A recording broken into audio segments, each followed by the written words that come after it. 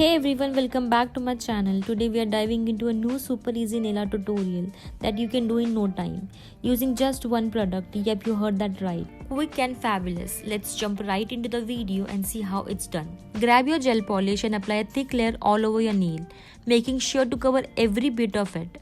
We are not doing a second layer, so go heavy on that first coat.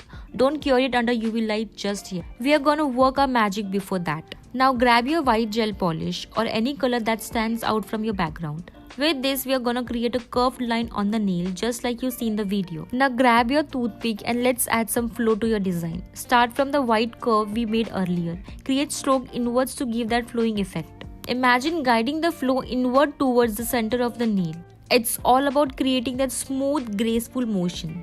Remember, every time you make a new stroke, give your toothpick a quick clean. This keeps your line crisp and prevents any unwanted smudges. Now cure it under UV light for 30 seconds and apply top shiny coat all over the nail, and again cure it under UV light for another 30 seconds.